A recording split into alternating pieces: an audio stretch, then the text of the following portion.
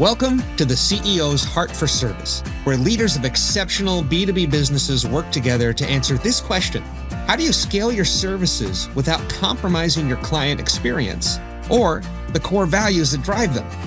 I'm your host, Matt Wolf. Join us as B2B leaders share hard-won insights and field-tested strategies for the tightrope walk between integrity and growth. We'll find our balance and the way forward together. Hi, welcome back to the CEO's Heart for Service. I am Matt Wolf, partner and brand strategist at Brand3, and I'm here with Sarah Pattisall, an amazing brand strategist also at Brand3. Hi, Sarah. Yes, hello. I'm happy to be here. We just got finished talking with Bernadette Wagner, who is the founder and CEO of Primetime for Women. And it's just an amazing human being, let alone leader of an organization. Sarah, what did you take away from all this? You know, what was so fascinating to me and really the root of this podcast and what we're trying to help figure out is when you have a heart for service and you own a business and you are scaling it, how do you retain that heart for service as you grow and you develop? And what listeners will hear, and to me, what was so fascinating about Bernadette's story is that the way that she scales with the heart for service has to do with the same values that she is instilling in Primetime for Women as a whole, but then also encouraging women to explore. And you'll hear it in the podcast. Keep an ear out for phrases like give and gain, you don't know until you try, and just the level of authenticity and vulnerability and communication that go into her heart for service, and then also the women and the people of all ages who interact with and become a part of Primetime for Women. Yeah, we say here we're trying to figure out how do you scale by preserving the quality of service and the values that drive them, the values that founded the organization. And she has 100% won the day so far by being true to self and leading the organization to be true to itself and its core values and really living into that. The other thing I picked up is just the power of simple, truthful things like leaving room for people to feel heard, to express their voices, and to help a leader find the solution. We are so, when we're in the leadership seat, we feel so much pressure to bring all the answers to the table, and she's finding them through collaborations. So let's hop over there, and I can't wait for everyone to meet Bernadette. And it's our honor to welcome Bernadette Wagner, founder and CEO of Primetime for Women, and we'll hear more about that in a moment, a wonderful nonprofit that is creating an inspiring, caring community that benefits women in their prime. Hi, Bernadette. Hi, thanks for having me. You bet. Let's talk about Primetime for Women. Can you just tell us what does it do and who does it serve? So Primetime for Women really has this idea about changing the script on aging. I would like to say that we start aging at every age. And I don't know why at one point 40 over the hill came out, or 50-year-old, or 60. Everybody refers to you as a grandmother or granny. Not that I love being a grandmother, but these terms that can be diminishing if that's the only thing you get to be is not positive. So I think what we started out looking at, primarily reaching out to women 40 and over, that was our target when we first started. This idea that what are the three research-based factors that influence physical health, emotional well-being, and longevity. And they are positive social connections, lifelong learning, and also healthy lifestyles. And so what I like to say when I do short talks is people, passion, and purpose. And I think we bring women together and we give them programs that emphasize those three things. And I will say, since we started in 2018, we've kind of branched out a little bit because the research says we are aging at every stage of life, and that many of the behaviors that people are practicing now in their 30s are going to determine how well or how poorly they age. There's this idea that the eating habits, your engagement habits, your positive social connection skills consolidated and concentrated in your early 30s. And they need to be aware of some of these. So we're doing more outreach across all ages because all people are aging. we did a really cool event called Saturday in the Park for a year. Every Saturday in our community, we did an intergenerational program. And we had little kids all the way up to people in their 80s and early 90s show up for these events. And we did programs that engaged everybody. We played games, we sang songs, we did treasure hunts, we did all kinds of different things. And the idea was to bring people outside in nature, which is a big determining factor on health, bringing new people together, making those connections. And they learned goofy songs and they played goofy games. They're learning. And one of the things they are learning is that connections matter. And so it was a huge hit. And we did that for 12 months in a row. One time in the snow, one time when it was stinking hot, one time it was drizzling, but it didn't matter. It was really fun. I love the holistic approach to it, that you're looking at this from a full, well, just that. I mean, holistic lens and all the different things that impact. I can't think of the words I'm trying to say. Anyways, can you can you tell me a little bit more before we move on? Can you tell me a little bit more about the International Women's Day Conference? That's obviously a tentpole experience. And I know some of our team was there recently and they loved it. It's funny because when we talk about all the programs we do, we try to really hit on those three things: connecting, lifelong learning, and the healthy lifestyles. And the International Women's Day, we didn't start until a couple years ago. This year was our third, but it's been such a huge hit in our community. And this year we had probably too many wonderful speakers. We did a survey afterwards and everybody was like, oh, this was great. So many wonderful speakers, but we didn't have downtime to just talk and process together. So that's good feedback for next year. But it's been really fun. We do it in partnership with our local college, and we have had lots of businesses step up and sponsor the event. And we are an all-volunteer nonprofit. Nobody gets paid. We used to get some grant funding from our local health department, but because of changes within the federal money going to the state and the state money going to the Washington County Health Department, we haven't gotten any funding in almost not quite 2 years. So we pretty much do everything at no cost. People make donations at our weekly program, but our International Women's Day Conference, all but two of our speakers, well, all the speakers agreed to participate with us not paying any speaker fees. We did have some travel reimbursement that we gave to people who came from South Carolina and from up in New York State to come to travel, to be here, to share their knowledge and their wisdom. And all of these women gave their time because they want to be seen and heard. And I can tell you, everybody there saw them, they heard them, they left inspired, and they learned something. They had a chance to connect with new people. I loved at the end of the day, all these people with their cell phones doing all their different ways of sharing their contact information. To me, they're connecting. They've learned. They're inspiring other people. They're saying, hey, let's get together and we'll work on this. And I just think, to me, it was such a sense of validation that even though this is just a once-a-year program, all of our other programs are ongoing programs, but this is once a year. And to know that it has this kind of impact. We had young women there. We had middle-aged women. We had older women there. And to me, that is what we're really looking to do, is not to say this is just an organization for people over a certain age. Primetime for Women's still there. But I will also say we have lots of men who come to our Walking to Wellness group. So we're also, I guess we're saying to ourselves, our mission is broader than the name of the organization. And we are all stronger, healthier, and happier together. I love the sense of community that you are creating. And you're right. It is so, so important for everybody to have that community. And yes, science tells us that is the case, but to actually live it and be a part of it and create it and invite others into it is just a really, really beautiful thing. And yeah, I love it. I need to come to your next thing. Come.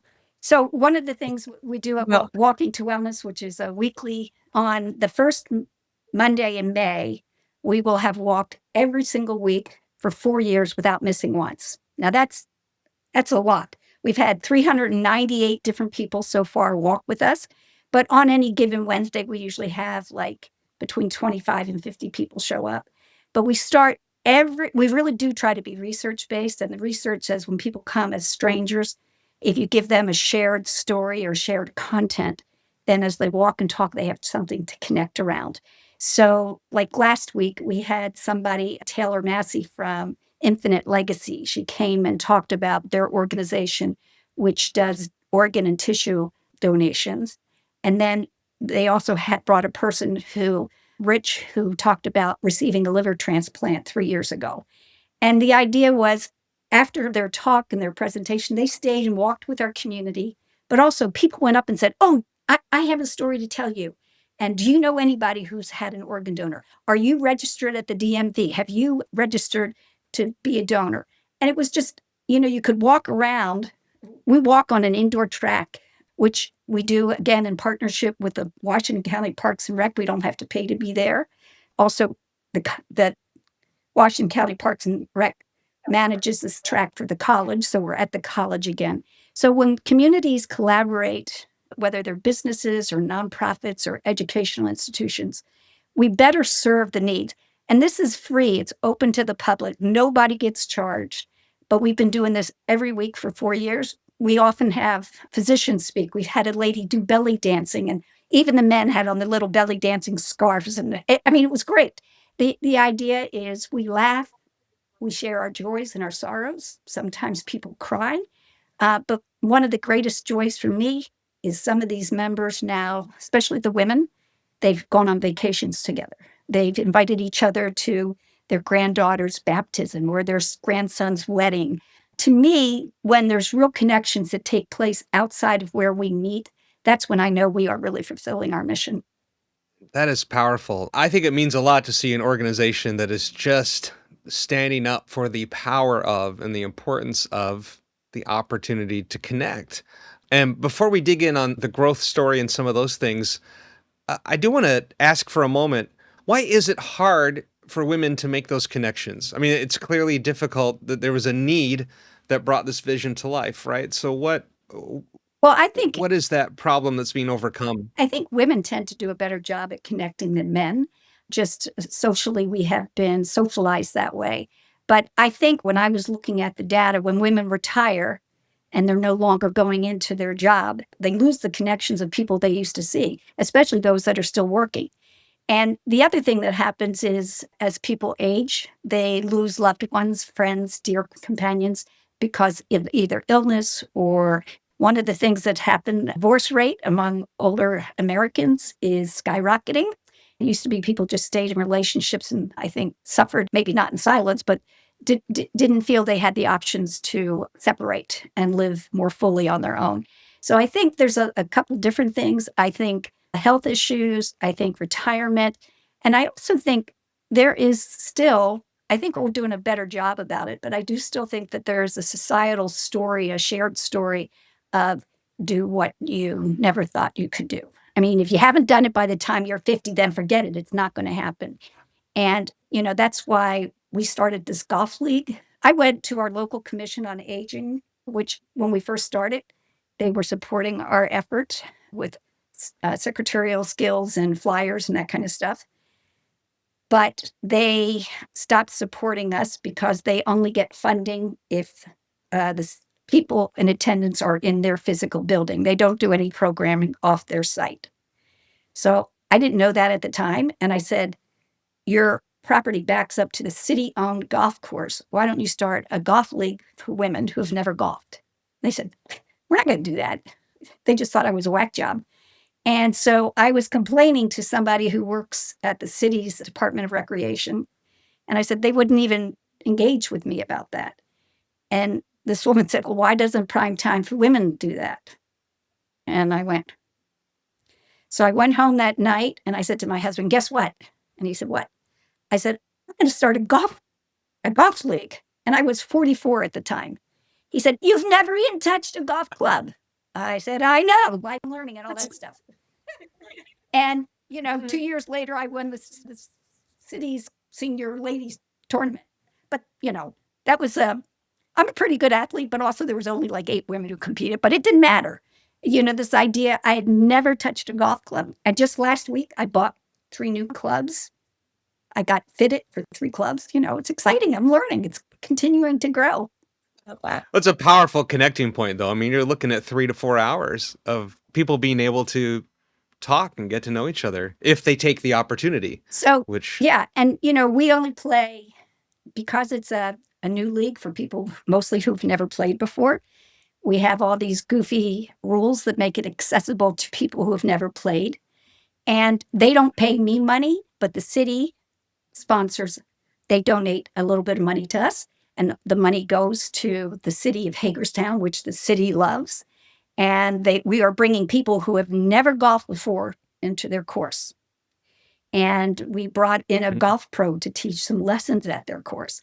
So this idea of, we have something to give, but in giving, we also gain. And it works both ways. And I think that, especially with our golf league, I think we've had like 20 different women play. Some have stayed, others have graduated to more competitive golf leagues. That's good. The name of our golf league is Connections Over Competition, meaning the connections matter way more than how well you play golf. And we always play a scramble format so that if you've never played golf and you only hit the ball 2 inches, you can hit your next ball from where the best player hit. You can use tees in the fairway. Nobody scores more than double par. I mean, there's all these goofy rules. The idea is people aren't turned off by not succeeding. They are allowed to succeed.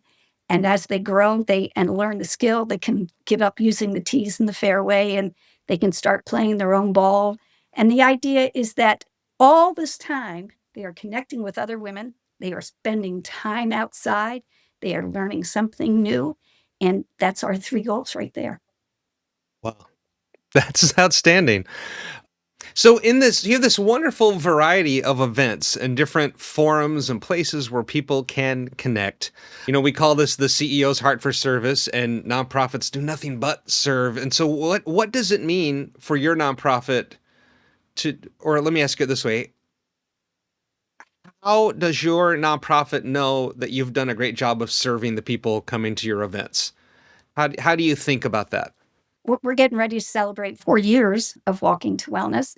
And about 3 weeks ago, I said, we're going to have our 4th anniversary.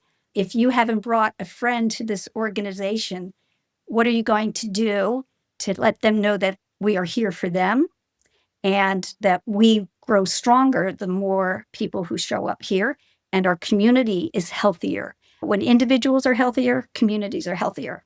And so it's been really fun to watch people bring in their friends that maybe they might not have invited them. And this sounds silly, but most of the people who come to Walking to Wellness, I think our Walking to Wellness community, it serves a diverse group of people. But I would think the majority of them do not have gym memberships and would not have the opportunity to participate in a weekly event like this. And so for me, at Christmas time, they gave me a gift card that had $160 on it. And I'll tell you what, that was some kind of emotional gift for me because for those people to come up with that kind of money, it meant a lot. It still means a lot. Yeah, Bernadette, I can only begin to imagine how many women's lives that you've touched through Primetime for Women. And I'm sure you have a million thoughts and stories of that as well. I'm wondering if there are any specific individual stories that you'd be willing to share about how Primetime for Women has really helped somebody or helped them find their sense of community. And obviously, you don't have to name names or anything, but just anything that you're willing to share. So back in February, a couple organizations made generous donations to support our International Women's Day Conference, and it came with 10 tickets. And 2 of those organizations gave me their tickets back. And so I had 20 tickets to give, and the conference cost $75. And I was able to talk with different people at International Women's, at our Walking to Wellness group, and offer them to the conference if they'd like to come. And it was really amazing. One lady was crying, saying she went last year. Last year, I'd also given her a ticket, and she thought she'd never get a chance to go to another. And she's a younger woman. She has a son who's like 10, and she was just crying, saying what a gift it was that she could do that, and that I could give it to her. And I said, actually, I'm passing on a gift from somebody else, from one of our sponsors. And I said, and I told her the conference is called, this year's conference, the international theme this year was Give to Gain. And I said, I'm giving you this ticket and I can't wait to see what you give that others might gain. And it was a very emotional conversation.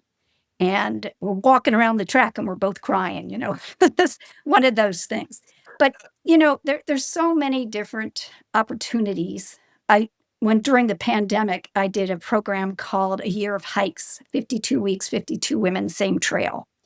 And I hiked the same 4-mile section of the AT with 52 different women. And, we hiked in snow that was up to my thigh. I'm short, but it was deep snow. And we hiked in 98-degree weather with the humidity where we were just soaking wet. But I think there is this thing that happens when you hike, especially on a trail, because you're behind each other.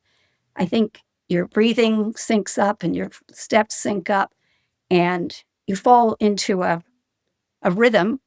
And I don't know if this is a real term, but I called it trail intimacy. I just think that stories come out and people share stories. And of course, as I wrote the blogs about them, which are on our website, I can remember thinking that I am tracking how the seasons impact the flora and the fauna and the sun and the temperatures. But really, what I was aware was how many of these women were sharing their stories because they wanted them to be heard. And, it was just really, it was a gift for them to be so open with me and to allow me to write their stories. And of course, I never published anything without giving them the stories first and saying, edit what you want. But people talked about, I can remember after the first couple months, I started asking people, why did you sign up to do this hike? And one lady said, I was turning 52, so I thought I should be one of the 52, which was a funny reason. Another woman has an autistic child who she said is twice exceptional. And she wanted other people to know that twice exceptional children are here and they can make a difference. It's powerful when people share those things. Yeah, the amount of or the level of vulnerability that creating that environment allows for is just beautiful. And there's no interruptions. There's like nobody else there. You're surrounded by nature and it's just two people. And there was this tree that fell across the trail. And I took a picture of almost every woman. It looks like they're holding up this tree. And we called it the strong woman pose. And almost every blog had a picture of the woman striking the strong woman pose. And knowing that no matter what they're dealing with, and what they're celebrating. Some of them had some joyful stories to share. And that was just as exciting, but in a very different way, but just as vulnerable because, people weren't thinking, oh, I'm bragging. They were thinking, no, I'm just sending what's happening in my life and it's so happy. I felt privileged all the way around.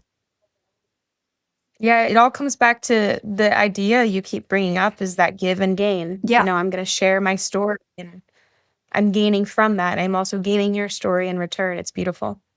I think one of the other things that I know has made a big difference is we have a book club. And I think it's about 20 people. It was a little more than that. Some people left because the book club was getting too big. And some of the women said, it's hard for me to hear, and there's that many people. And so sometimes we break down in smaller groups. But one of the things that's really been interesting to me, and I think this is one of those lifelong learning moments, two women in particular never really read books until they joined Primetime for Women's Book Club. They had been regular walkers at Walking to Wellness, and they're like, what if I sat down and really read books? And, in the beginning, some of them listened. We had people who would come to the book discussions. So we always say that our book club discusses typical book stuff like setting and character development, and climax and all that stuff. But the biggest part of our book club where it differs is we talk about how this story intersects with our lives. And it's an opportunity to be seen and heard and to have somebody hear your stories. And maybe you even get to inspire them or they get to come back and say something kind or generous later on. And so to me, to have two women regularly reading books now every single month who had never even thought that was possible for them is That's lifelong learning right there.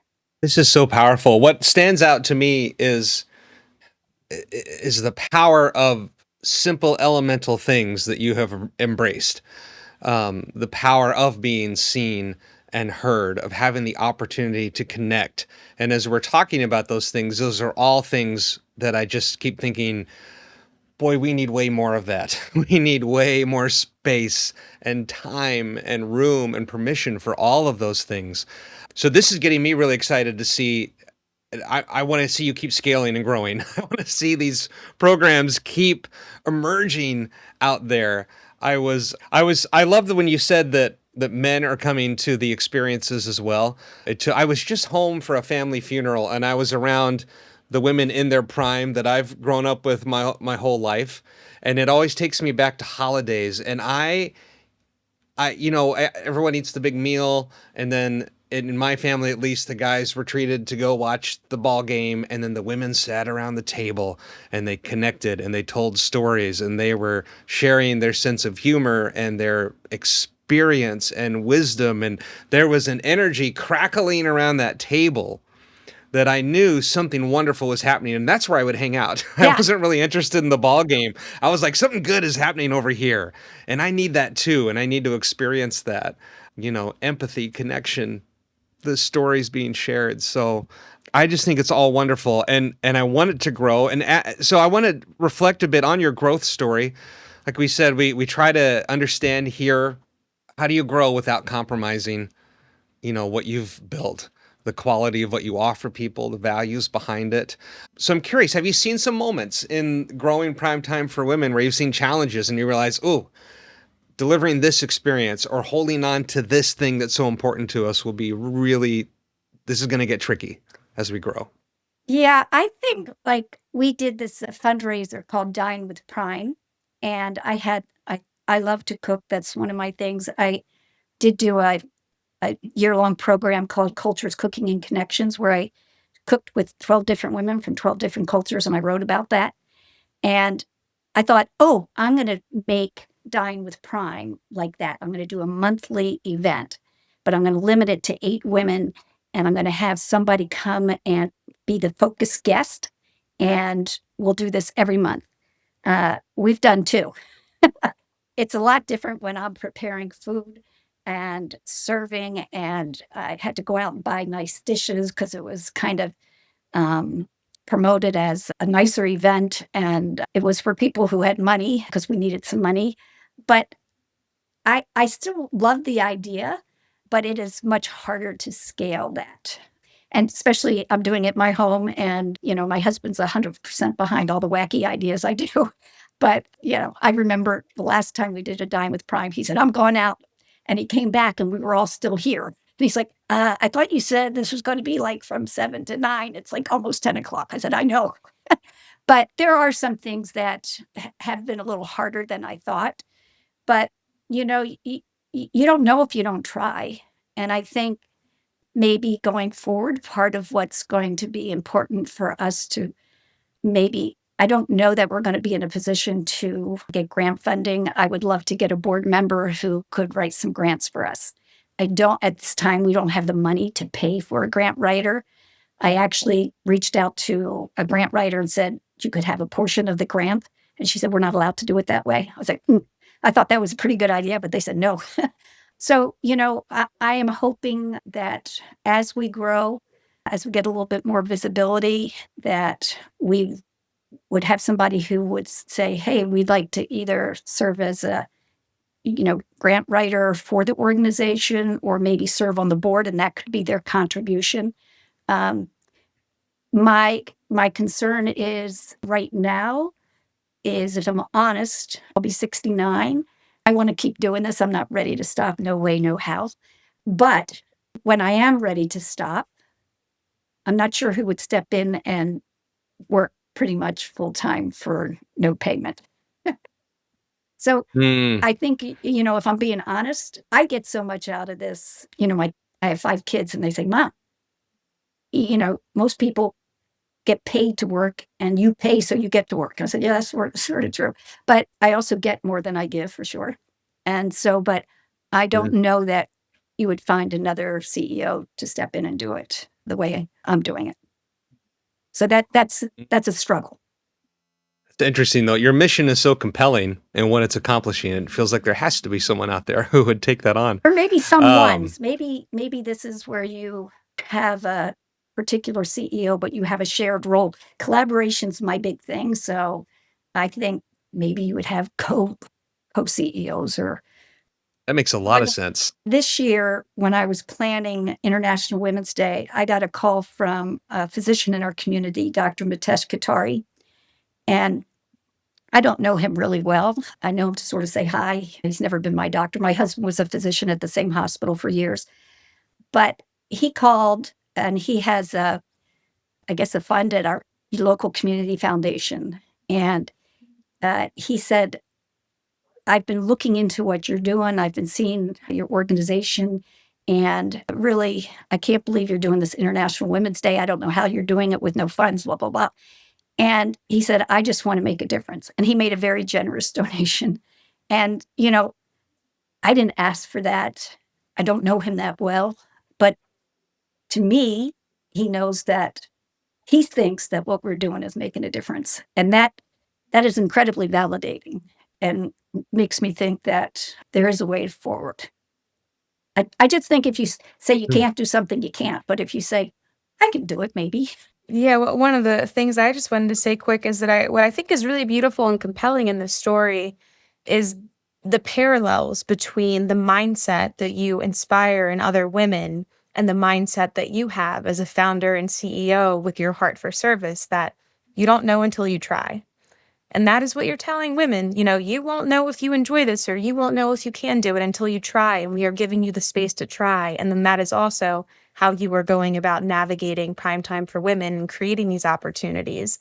And I just think that's very beautiful. And you don't know until you try.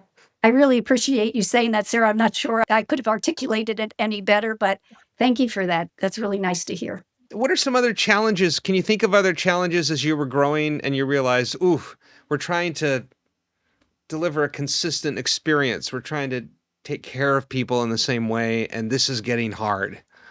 Yeah, when we first started walking to wellness, we were meeting in parks and we had this idea we would be in outside parks. And we started in May of 2022. And it was beautiful walking for the first 6 weeks. And people loved the idea that we started every walking session with somebody from the public speaking, either a physician or a community member or whoever, somebody who had a story to share. But people were hot. And especially for some of the seniors, that wasn't comfortable for them walking. And then we had a woman who told me that she was going to keep coming to hear the presentations, but she wasn't going to walk because her vision, she couldn't see the slight changes in the walking path we were on. And it wasn't Mm. really steep, but it was not really level either. And I just did not want to let it go. And so I started reaching out. And that's when I contacted first the county Parks and Recreation Department. And they said, well, we manage for the college, but the college would need to say it's okay for us to let you all use. So anyhow, that became this collaborative effort, and we made it happen within a time frame that we were able to move on to an indoor track where it's air conditioned in the summer and it's level and it's light lit when it's dark and rainy outside, and it's heated in the winter, and it just makes it possible. And it was one of those things. I don't have any trouble walking outside. So sometimes I need to be reminded you're just one person and everybody else has their needs and their goals and their expectations. It was a good lesson for me to be broader in how I started planning things and events and how do you make these events accessible. I was on board with how do you make it possible for people to do things who don't have a lot of money? How do you make it possible for people of different ages to come together? But I hadn't really considered the walking environments. And so that was a good learning lesson for me. And we worked it out, thank goodness, to lots of community collaboration. Yeah. Are there any other stories that stand out in your mind of where the experience or the values behind it it was a challenge to hang on to that as you were growing? Well, it sounds crazy. I don't know if you know what a smoothie bike is, but it has a blender attached to it, and you pedal and you put fruit and healthy ingredients while you're exercising and people are surrounding you. So it was the three things that we liked. So I didn't have any money to do this.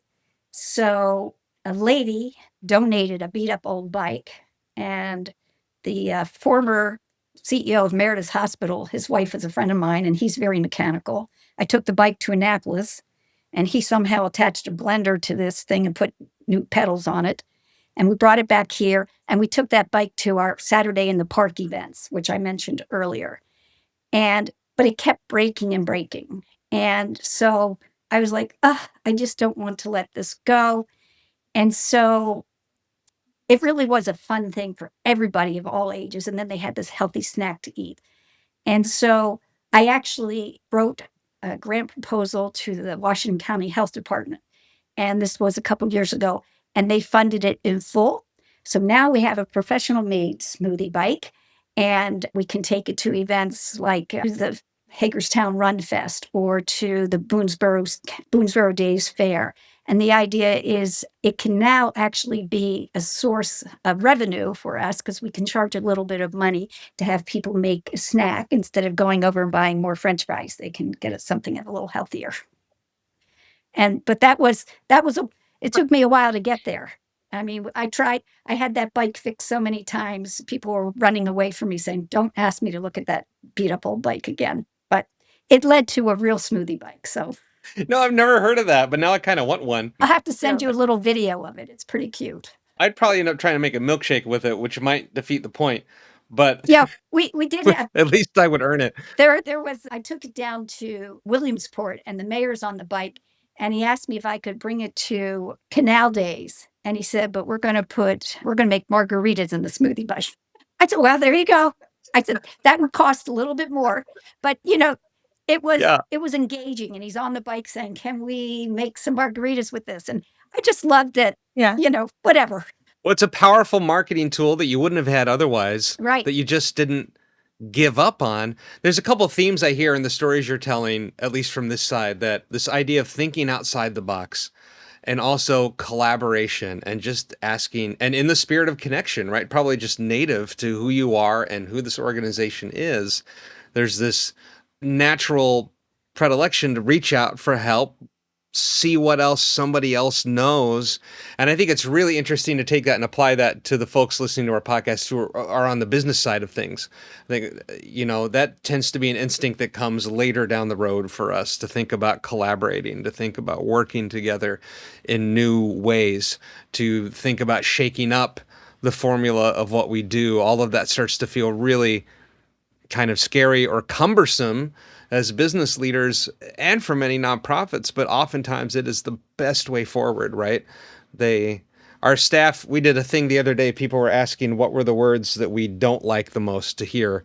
And my answer was, we've never done it that way before. That's the one that gets me. So I hear a lot of reminders in here to just really be creative and take risks in solving these problems. Yeah, I think in the business world, you could change connections over competition to collaboration over competition. And I do think when businesses collaborate, I think you can have a mutual benefit. It's not a zero-sum game. I just feel like especially in the American culture, we have so much sense of if I give, then I lose. That has not been my life experience. Maybe I grew up in a family of, 11 people. I have 8 brothers and sisters. And, I never had my own socks until I went to college. We had a sock drawer. And I did get up earlier so that I would get the best socks in the sock drawer. But yeah, I competed for the better socks. But I mean, there was the sense that this was everybody's. And, I think that can be a lesson that we can learn, not just in the business world and not just in nonprofits, but in organizations and in families, in neighborhoods. I think that's possible. Yeah, I think what is just really stands out to me in your story, and again, it's these themes that we keep coming back to, right? It's this idea of connection and community and how important this is for women of all ages and people of all ages. And it is scientifically proven how important it is. And you are creating and fostering those environments. And at the same time, it's those connections and communities that are making it even more possible for you to continue to foster those environments. I love when I get a chance to do some public speaking and talk to people outside of the nonprofit sector, because honestly, I think this is applicable in lots of areas. I think it's applicable in schools foundation and school PTAs. I think it's applicable in church groups. I think it's applicable in businesses. I think to me, that was when I used to do the TV show, it was really fun for me to have other people reach out and say, oh, you now come speak here.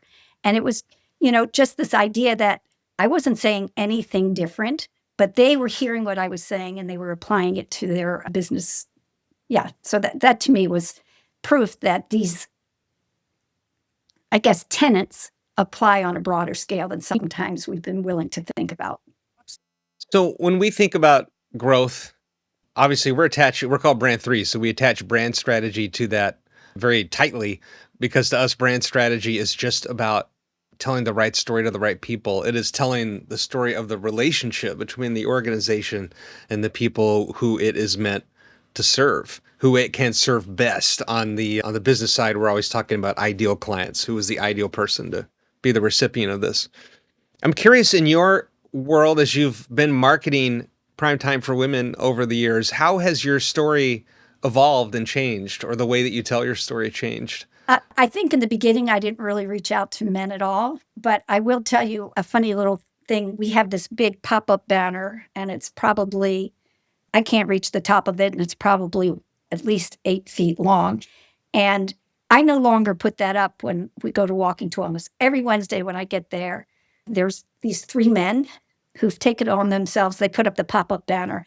And now I took this picture of them, and we always do a group picture of everybody who's there. And a couple of weeks ago, one of the guys, they're all real tall people. So he reaches up and it says Prime Time for Women. And he has the woe in women covered, and it says Prime Time for Men. And so we now have some shirts that say Prime Time for Women and the smart men who support them, and some aprons that say that. This idea that, and I will tell you, Ray and Skip and Dave, one of them tracks all of our participants and sends me a file every week of who was there. That's how I know how many people we've had. And they send it to the health departments because the health department tracks that for funding. We have Ray collects the weekly donations. And Skip, he's a different way of collaborating. He's very connected to a lot of artists. And he has given me lots of like beautiful, beautiful artwork that we sometimes raffle off or have like a little sale. And all that money, all those gifts came to us at no cost, but it's what he has to give. Everybody has something different to give. But we all benefit when they do that. And so I think that that's kind of a cool thing to say. Don't expect everybody to give the same way, but believe in other people. I think people want to give. I think people want to be appreciated. People want to be recognized, and not always external validation, but just what it does for you to feel good about yourself. What I hear there is another great success story of thinking outside the box. A lot of marketing agencies will be probably pretty rigid about sticking to what the ideal client is. Obviously, a big qualifier for yours would have been woman and not men. And what we miss in doing that sometimes is the opportunity to listen and realize who is actually showing up. Who is the message actually speaking to, and adapting and pivoting our strategies a bit to be inclusive of that. We miss the opportunity to learn who our audience really is because we think we've already figured it out. So I think that's excellent that you've been able to do that. Speaking of reaching out to people that you don't think we're going to reach out, we only have 2 people that are monthly donors. Everybody else, we have membership fee of $25. Now I've been told by more than one person, what, $25 a year? What? That's stupid. You should, whatever. But again, we're trying to be accessible, right? But one of our donors, his wife was a physician at Meredith's Health when I started the organization. And she was very jazzed about our nonprofit, our Walking to Wellness program. And when her husband, Jim, retired, he started coming to Walking to Wellness. And he was there every single week and until she got a new job and moved to Florida. But Jim, every stinking month, he makes a monthly donation. And then there's a woman out in Chicago, Illinois, that read some of our blogs, and she makes a donation every single month. And it's just like, how does this happen and why? But don't put up such rigid boxes that you leave people out. It's fun to see that sometimes there are out of the box people that you can reach out to. And I Mhm. think that speaks back to, again, that idea of connection and community and listening and vulnerability. When you're able to bring all of those elements together, you are going to learn things about somebody or a group of people that you wouldn't have otherwise known. And you are creating that space for those people that you may have not thought would be interested in prime time for women, but because they have the opportunity to give and to gain, you learn they are. And And it's really beautiful. One of the things that we do, we send out a monthly newsletter and we invite our members to submit articles that give them the visibility, if they have a desire to be seen and heard, we are there for them. And we really believe they might have an opportunity to inspire. Now, I do edit some of them. We try to be pretty intentional about not being divisive. So if there's political articles written, it's not that I don't publish them, but I might make some edits because we are geared toward being inclusive. And so that's one thing. But we also believe that when women have a platform and they have an opportunity, then they might feel empowered to actually take advantage of that. And so it's the same thing with our Walking to Wellness group. We have a Calendly app where it's up. People can ask, can I speak at Walking to Wellness? So we've had people from Habitat for Humanity. We had a local photographer who likes taking pictures of older women. That was kind of her thing. And I loved that because she was saying not all older women want to be photographed with their grandchildren. Some of them want to be standing in an evening dress or what. And to me, just showing the diversity of who we are as women in our prime was beautiful. So, to me, this Calendly app is there. I send it out. They reserve a week. Some people reserve a week, 3 weeks out or a month out. It doesn't matter. And then they show up on that Wednesday and they do their 5-minute talk. And then we do Facebook posts and LinkedIn posts prior to their presentation and then again after, because our role is to amplify these people in our community that are making a difference, that are willing to share their talents. And so, yeah, it encourages people to be seen and heard, but it also provides diversity in who's speaking at our Walking to Wellness. I think something I'm really struck by, we've talked about outside the box, the power of connections, but also a lot of it from a business standpoint. Oftentimes, when you think about solving issues with growth and scaling and expansion, people are looking for formulas, right? They're looking for a proven strategy. They're looking for a recipe of how to do it. And those things are out there, but sometimes that search causes us to discount the power of what happens if you just get the people you have with you in a room and give them a chance to be seen and heard and to connect and to see what solutions they come up with. Sometimes the answers aren't someone else's formula, but the thing you have yet to have left room to blossom, Right. right, from within your own team. Yeah, and I do think that Brand Um, 3 does emphasize the importance of the story, of connecting behind the story. That was one of the things that I learned from Orshi early on, and I could tell when we spoke that she really understood that. She spent so much time just talking with me, and I feel like I follow her on LinkedIn, and some of the posts that she writes are so powerful. I actually, one time she did a post, and I emailed her and said, can I use your post in our newsletter?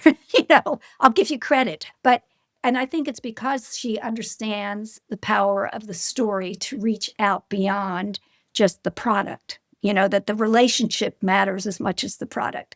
And I think that's pretty much true in all aspects of life. I really do. And I think Absolutely. Brand 3 has kind of captured that.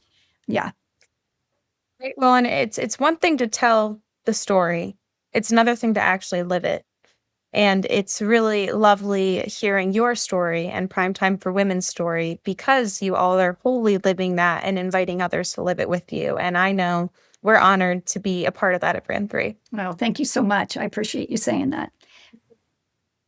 And Brand 3, the first year that we did International Women's Day, or she spoke, and I felt like it was a little bit of her being willing to make sure that we got off the ground after we took off.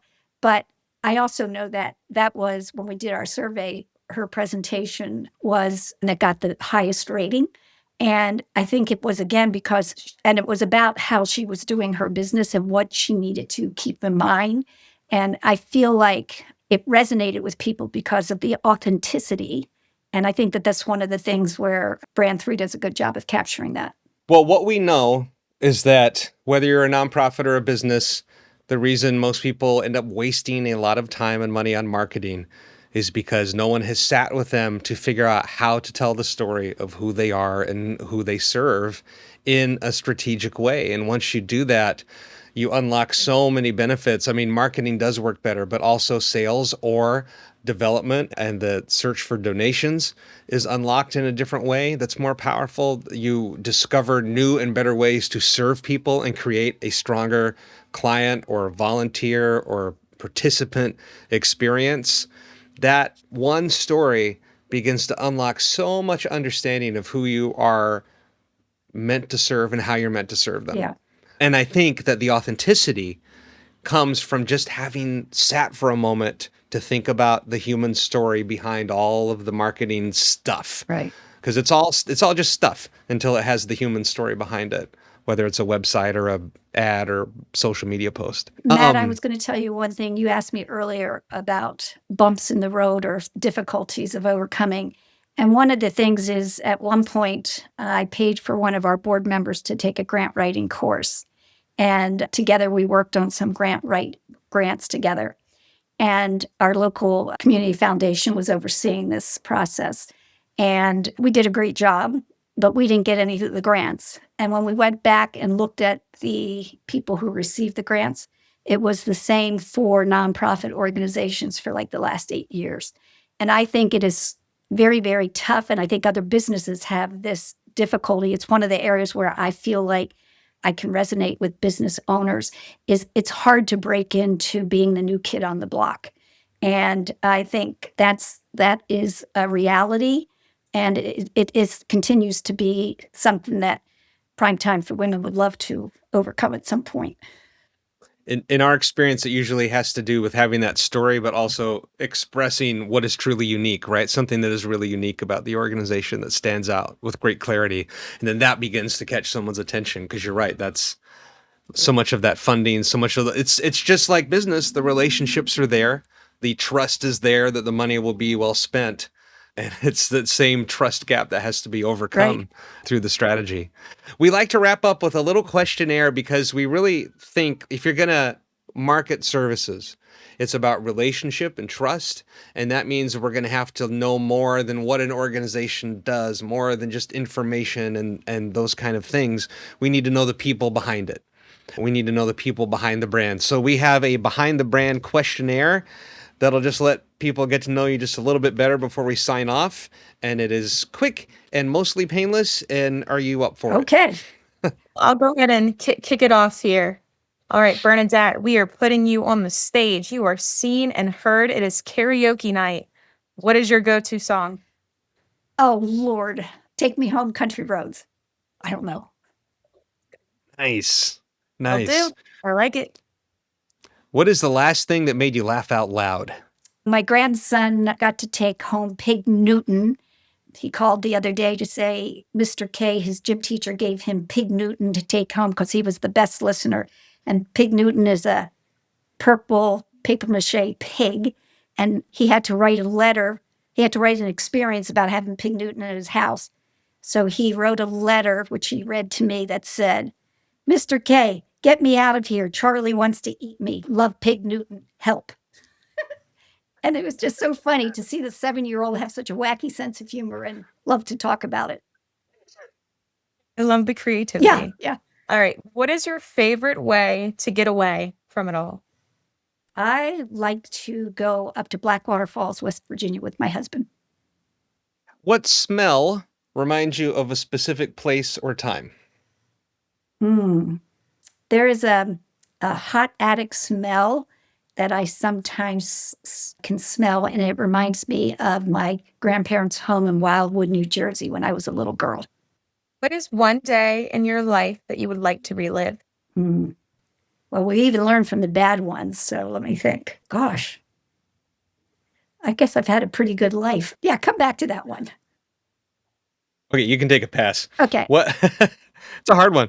3 words would your loved ones use to describe you? Talkative, creative, and giving. What would it mean for you to have truly succeeded in your work?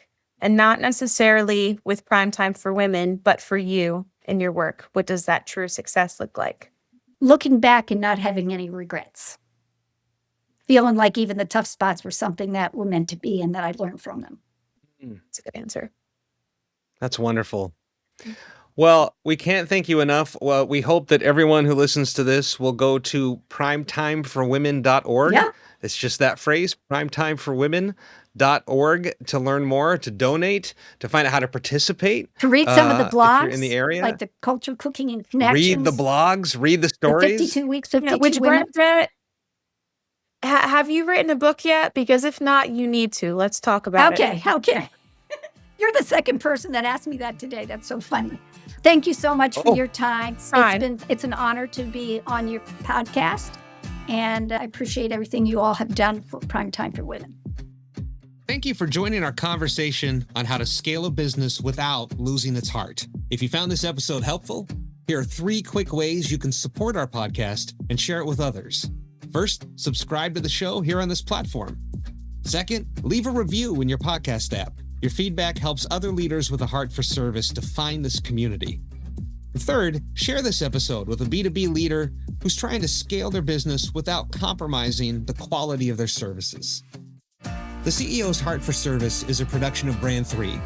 If you're a B2B service provider who delivers exceptional service, but struggles to get your marketing to connect with the right people, find us at brand3.net.